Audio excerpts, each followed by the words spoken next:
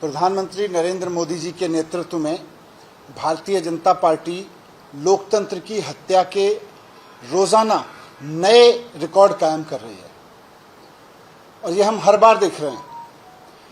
आज रात को इस समय भी नरेंद्र मोदी जी के आदेश पर भारतीय जनता पार्टी दिल्ली नगर निगम में लोकतंत्र की हत्या कर रही है। इस वक्त जब हम बात कर रहे हैं, एमसीडी में लोकतंत्र की हत्या करी जा रही है भारतीय जनता पार्टी के द्वारा। आपको पता है कि आज दिल्ली नगर निगम में स्टैंडिंग कमेटी के मेंबर का चुनाव होना था।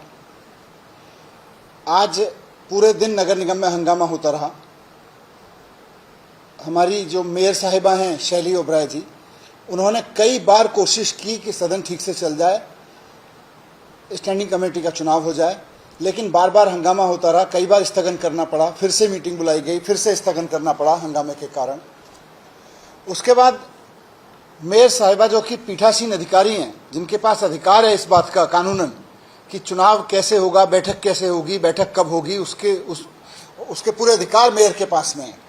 मेयर साहिबा ने तय किया कि हंगामे के कारण फाइनली 4 बजे के बाद उन्होंने सदन की बैठक 5 अक्टूबर तक के लिए स्थगित कर दी और तय किया कि अब 5 अक्टूबर को स्टैंडिंग कमेटी के चुनाव के लिए फिर से बैठक होगी।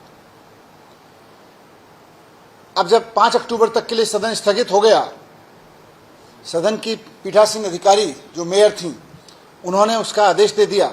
उसके बाद में सारे पार्षद अपने अपने घर चले गए। जिसको जहां जाना था चले गए, किसी को दिल्ली से बाहर जाना होगा, किसी को किसी दूसरे काम से जाना होगा, सब निकल गए वहां से और सब मान रहे थे अब तो 5 तारीख को चुनाव होना है।